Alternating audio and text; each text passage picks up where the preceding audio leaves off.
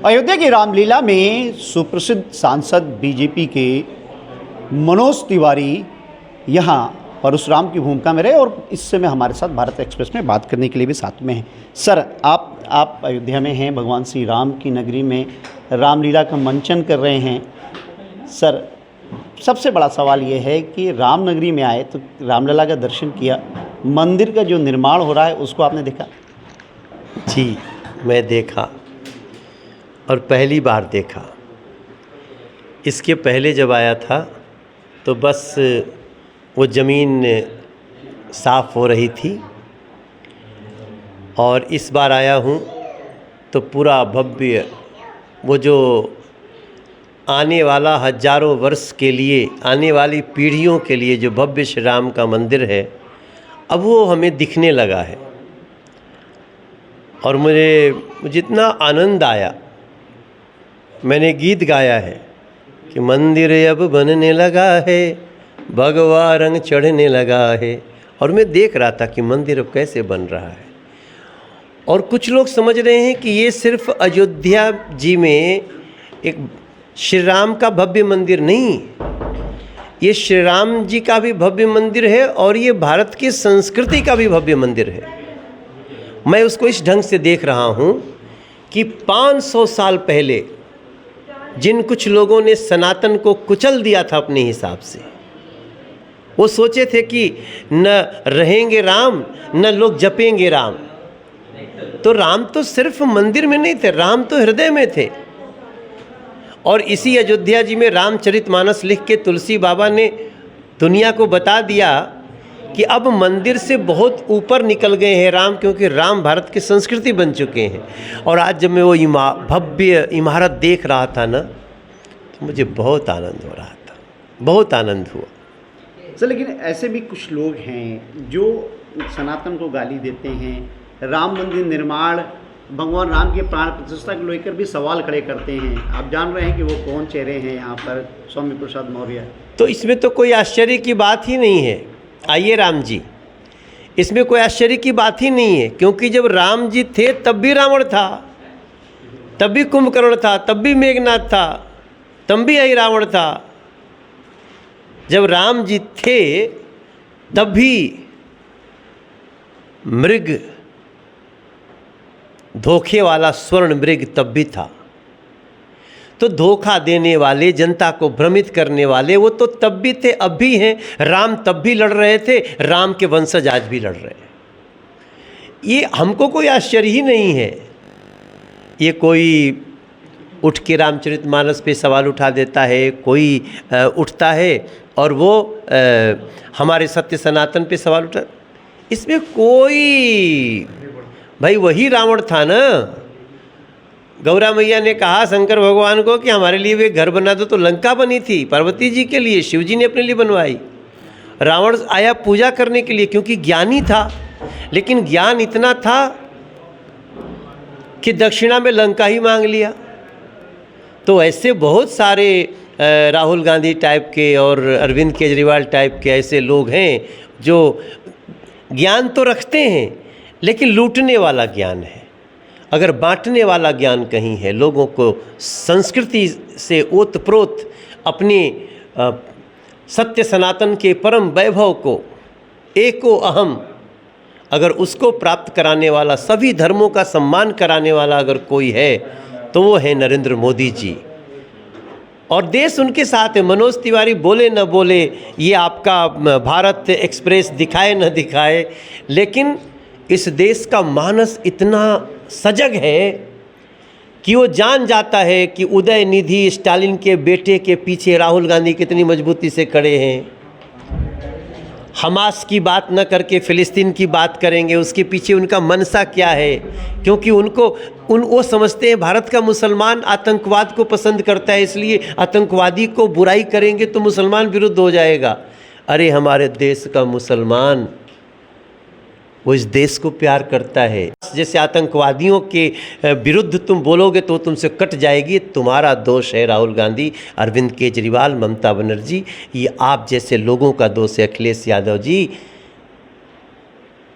भारत का मुसलमान भी आप जैसे इन जैसे लोगों, कुछ कट्टर लोगों को छोड़ दीजिए, तो ऐसी स्थिति में मैं परशुराम, हमारा भाई राम, देखो ये राहुल तो ये भी है लेकिन ये राम वाला राहुल है। अब देखिए मैं इनका छोटा भाई वाला राहुल हूँ। हाँ, निश्चित रूप से देखिए हमारे साथ राम भी हैं, जो राहुल बुचर जी भी हैं, उनसे बात करते हैं। सर देखिए, आप भगवान श्री राम के चरित्र का यहाँ अभिनय कर रहे हैं, वो भी भगवान श्री राम की नगरी में। आपके साथ परशुराम भी हैं, और राम, परशुराम में राम शब्द जुड़ा हुआ है, तो कैसा अनुभूति कर रहे हैं राम नगरी में? राम लला के मंदिर यहाँ बन रहा है, जब अति शीघ्र प्रधानमंत्री नरेंद्र मोदी के हाथों उस मंदिर की प्राण प्रतिष्ठा होनी है, ऐसे में आपका राम के रूप में मंचन कैसा लग रहा है? राम जी के रूप में मंचन तो पिछले 4 साल से मैं कर रहा हूँ, और मेरे को ऐसा लगता है सबसे सौभाग्यशाली इंसान मैं ही हूँ इस दुनिया में, जो अयोध्या जी में आके राम जी की भूमिका निभा रहा हूँ, और वो भी 4 साल से निभा रहा हूँ। हम लोग लाखों रामलीलाएं कर रहे हैं भैया, पूरे विश्व में कर रहे हैं रामलीला, लेकिन सबका एकमात्र केंद्र होता है अयोध्या जी। और अयोध्या जी में आके राम जी का किरदार, वो भी दुनिया की सबसे बड़ी रामलीला जो अयोध्या जी की रामलीला है, जिसमें 63 सेलिब्रिटीज़ और 26 करोड़ की व्यूअरशिप है आप लोगों के माध्यम से, प्रसार भारती और दूरदर्शन के माध्यम से, तो मुझसे ज़्यादा सौभाग्यशाली तो इस दुनिया में कोई नहीं है।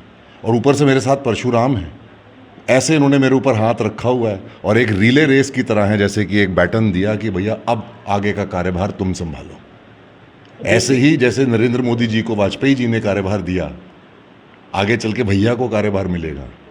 आज परशुराम रूपी मेरा जो चरित्र था वो फरसा रख दिया कि आप आ गए हो, अब हमारा काम खत्म, अब निश्चरहीन करोगे मही, परशुराम को भी है विश्वास। जबकि परशुराम को भी कितना, परशुराम और राम के संबंधों को लेकर भी ये हमारे देश में वो जो मुगलिया सोच के लोग थे, जो आजकल राहुल गांधी, अरविंद केजरीवाल, अखिलेश यादव सब हो रखे हैं, इन लोगों ने तब भी भेद पैदा करने की कोशिश की। आज मेरे डायलॉग को ध्यान से सुनिएगा, आप निकलवाइए आज की लीला। हमारा पीछे से जो डायरेक्टर थे वो बोल रहे थे कि हमारा डायलॉग था कि मैं क्षत्रिय कुल का द्रोही हूँ। परशुराम कहते हैं, देखो इस लहू कुल्हाड़े को, मैं क्षत्रिय कुल का द्रोही हूँ, क्रोधी हूँ, निर्मोही हूँ। हमने क्षत्रिय नहीं कहा, परशुराम क्षत्रिय कुल के द्रोही थे ही नहीं, क्योंकि परशुराम को पता चला ये दशरथ के पुत्र हैं, तो इनको कहा अरे जुग जुग जियो। और वो विनम्रता दिखी, डायलॉग में भी दिखी वो विनम्रता, स्टेज पर भी इनकी वो विनम्रता जो थी, इनकी जो विनम्रता थी वो दिखी। मेरे को लगा, मेरे आंसू आए भैया जब आपने बोला जुग जुग जियो, तो ऐसा लगा कि वाकई कोई अपने कुल का देवता या भगवान आशीर्वाद दे रहा है। दशरथ जी के पुत्र को, तो वही क्षत्रिय थे, तो जब दशरथ जी के पुत्र को परशुराम गुस्से में भी आशीर्वाद दे रहे हैं, तो फिर वो क्षत्रिय द्रोही कैसे हो गए? देखिए, बहुत बड़ा सवाल है। और एक दूसरी चीज़ ये है कि केंद्र की नरेंद्र मोदी सरकार और उत्तर प्रदेश की योगी आदित्यनाथ सरकार, अगर आप कार्यों की देखें तो चाहे वाराणसी है कॉरिडोर के रूप में, उज्जैन अगर देखें कॉरिडोर के रूप में, भगवान श्री राम के मंदिर का निर्माण अगर देखें, क्या लगता है कि सनातन मजबूत हुआ है? सनातन इतना मजबूत हुआ है कि उससे घबरा करके लोग सनातन पे चोट करने लगे, और ये सनातन अपनी ताकत बढ़ाने के लिए कर रहा है, क्योंकि जैसे ही सनातन पे चोट उन लोगों ने किया, उनकी ज़मीन जो थोड़ी मोड़ी बनी थी वो भी ख़त्म हो गई। उनको पता नहीं है कि सनातनी लोगों का सबसे बड़ा पहचान क्या है।